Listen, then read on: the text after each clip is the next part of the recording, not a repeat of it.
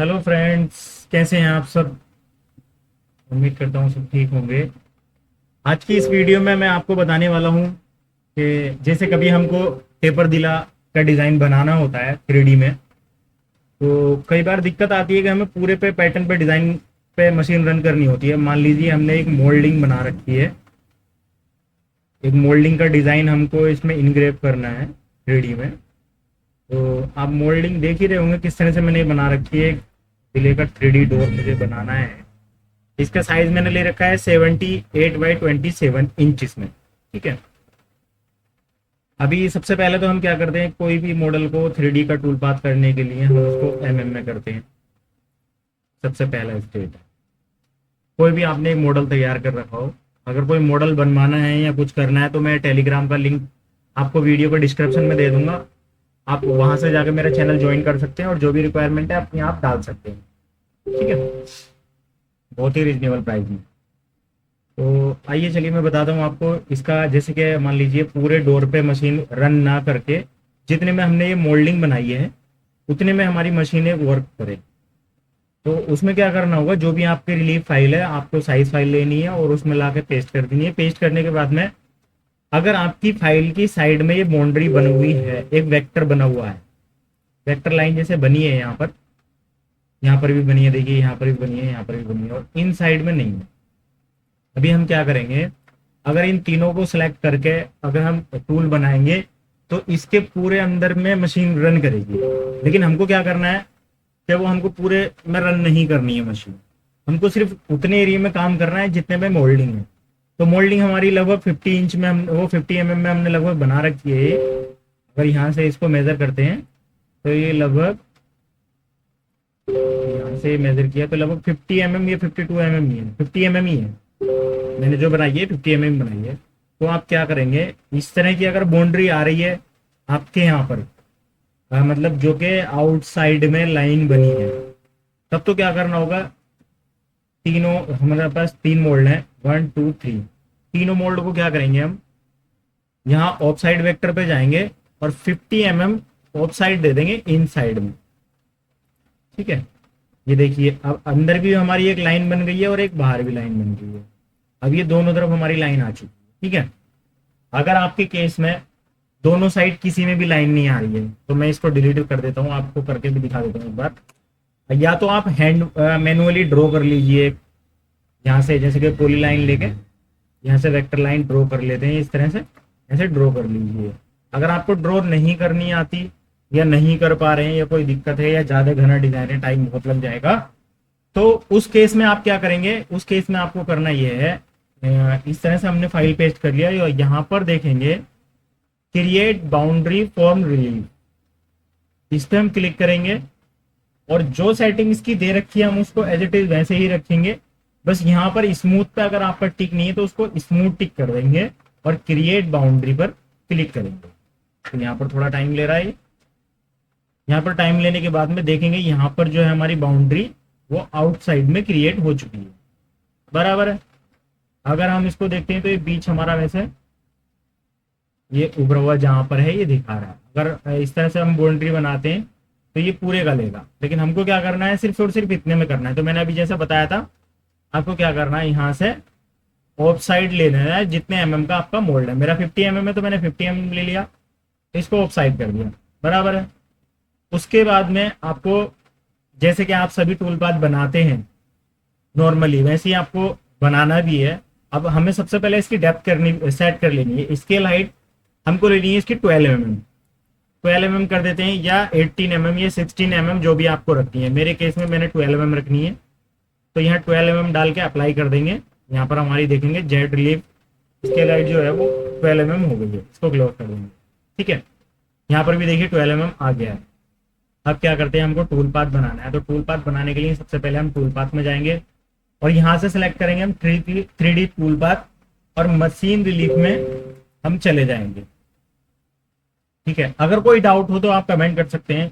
और कोई भी आपको प्रॉब्लम आती है, मशीन ऑपरेटिंग में प्रॉब्लम आती है, आपके रिमोट में कोई प्रॉब्लम आती है, या फिर डिजाइन पेस्ट नहीं हो रहा है, या कोई STL फाइल है, एनीथिंग, कोई भी प्रॉब्लम हो, आप मुझे तुरंत व्हाट्सएप करें, मैं आपको व्हाट्सएप पर रिप्लाई करूंगा। और मेरा जो टेलीग्राम लिंक है जो मेरा टेलीग्राम चैनल है उसको ज्वाइन करें, उसमें जो भी प्रॉब्लम है वो डालें, वहाँ से आप सॉर्ट आउट हो जाएगी।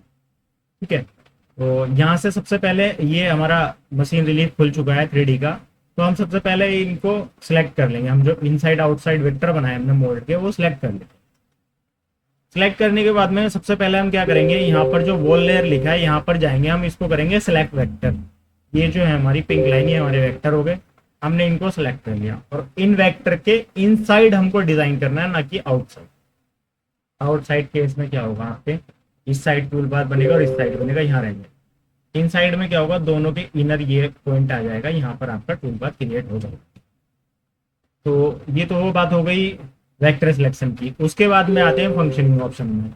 यहाँ पर आपको क्लिक टू सिलेक्ट में जाना है और यहाँ से आप अपना टूल पाथ में जो भी टूल लगाना चाहते हैं वो सिलेक्ट कर लेंगे। तो आपको अगर लगता है कोई बारीक ज्यादा छोटा डिजाइन है तो आप 4mm टूल ले सकते हैं, वो डिजाइन के अकॉर्डिंग ले लें। आपको लगता है कि 6mm से बन जाएगा तो आप 6mm ले लें। तो मेरे केस में मुझे लगता है 6mm ठीक है, तो अब मैं 6mm ले लेता हूँ। और इसकी डेप्थ अगर आपको एडिट करनी है तो यहाँ से स्टेप डाउन में लेके आपको 12mm ही कर दें, या 12mm से कम ना करें, 12mm से ज्यादा रखें, 12, 30 कुछ भी रख सकते हैं। लेकिन अगर 12mm आपके डिजाइन की डीप है तो 12mm मिनिमम रखें आप, ताकि एक ही स्टेप में वो काट दें, स्टेप डाउन में। बराबर है, यहाँ से आप इसको सिलेक्ट कर लेंगे। हमारा जो है वॉल नोज 6mm सिलेक्ट हो चुका है। अब सबसे मेन और इम्पोर्टेंट पॉइंट जो आता है वो ये है, जहां पर हम अक्सर गलती करते हैं और बहुत ज्यादा टाइमिंग हम ले जाते हैं। कम टाइमिंग में टूल पाथ, मतलब जल्दी टूल पाथ भी बन जाता है और कम टाइम में डिजाइनिंग भी क्रिएट हो जाती है। तो उस केस में अब आपको समझना ये है, अगर आप ये रस्टर ऑप्शन आपको दे रखा है, अगर इसको एज इट इज आप मटेरियल सेटअप डालने के बाद में, जो मटेरियल आपका यहाँ पर मटेरियल सेटअप लेते हैं 12mm पढ़ा रहे हैं, ठीक है, 12mm का डिजाइन करना है और आपको नाव कर देते हैं, तो यहाँ पर क्या होगा, ये जो रस्टर का ऑप्शन है, तो ये डिजाइन किस तरह से बनेगा। मशीन आपकी यहाँ से स्टार्ट होती है, इस साइड से, मान लीजिए यहाँ से इस कॉर्नर से स्टार्ट होती है, तो ये रस्टर ये लेगा, यहाँ से प्लस में जाएगा एक्स, फिर माइनस में आएगा, फिर प्लस में जाएगा, फिर माइनस में आएगा, जब तक ये यहाँ तक कंप्लीट करेगा ये ऐसे ही चलेगा। और फिर क्या करेगा, किसी एक साइड, या तो इस साइड को या फिर इस साइड को, जब ये यहाँ तक कंप्लीट हो जाएगा आपका एक मोल्ड 50mm का, तो फिर ये क्या करना शुरू कर देगा। स्टार्टिंग रस्टर अगर लेते हैं आप, तो ये यहाँ से इतनी मशीन चलेगी, सिर्फ इतनी, इस वेक्टर के अंदर, ठीक है। उसमें भी up down up down up down up down, धीरे धीरे धीरे धीरे इस तरह से होकर यहाँ जाएगी, फिर यहाँ से बढ़ के दोनों साइड पूरा करेगी, फिर ये साइड पूरा करेगी, इस तरह से करेगी, ठीक है, रस्टर में। लेकिन हमको क्या करना है, और भी जल्दी काम करना है, मतलब कम स्टेप में जल्दी काम हो जाए, तो आपको क्या करना है, रस्टर ऑप्शन को सिलेक्ट करेंगे, यहाँ से क्लिक करेंगे और यहाँ पर जाएंगे, आप देखेंगे यहाँ पर लिखा है ऑफसाइड क्लासिक, आप इसको ले लेंगे, ठीक है। ऑफसाइड क्लासिक करने के बाद में आपको कुछ नहीं करना है, इसमें कोई चीज नहीं छोड़नी है, आपको जैसे सब कुछ सेट है वैसे ही रखने देना है, ठीक है। सिर्फ और सिर्फ आपको ऑफसाइड रस्टर की जगह ऑफसाइड क्लासिक रखना और स्टार्ट जो है इनसाइड करना है, ठीक है। आप यहाँ से चेंज करके इनसाइड, क्या इनसाइड का मतलब ये है, ये जो डिजाइन सेट चलेगा, यहाँ पर अगर बोथ रख रखा है हमने, तो ये क्या करेगा, ये पहले जो लाइन मारेगा ये इस डिजाइन के सेंटर में मारेगा। मतलब आपका 50mm का डिजाइन है, तो आपकी जो वर्किंग स्टार्ट होगी वो 50mm के सेंटर होगी, मतलब 25 इधर छोड़ेगा, 25 इधर छोड़ेगा, फिर एक लाइन इस तरह से स्टार्ट ये हो जाएगी पूरे पे सर्कल पे। मतलब यहाँ पर मैं आपको समझाता, तो ये अगर ये डिजाइन बनाएगा तो यहाँ पर इस तरह से घूमेगा टूल आपका। तो पहले टूल आप इसमें लिखा है इनसाइड, तो ये इनसाइड मतलब अंदर की साइड जाएगा और यहाँ पर आके एंड कर देगा, उसके बाद में बाहर का बनाएगा।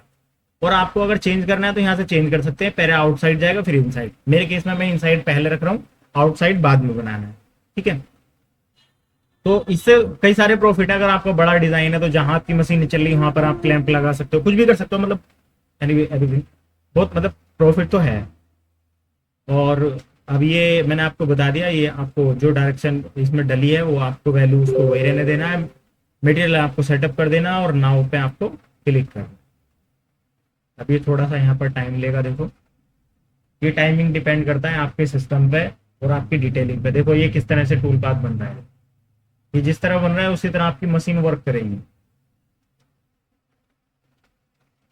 ठीक है। मैं अभी सिमुलेट करके भी आपको दिखाऊंगा, ठीक है।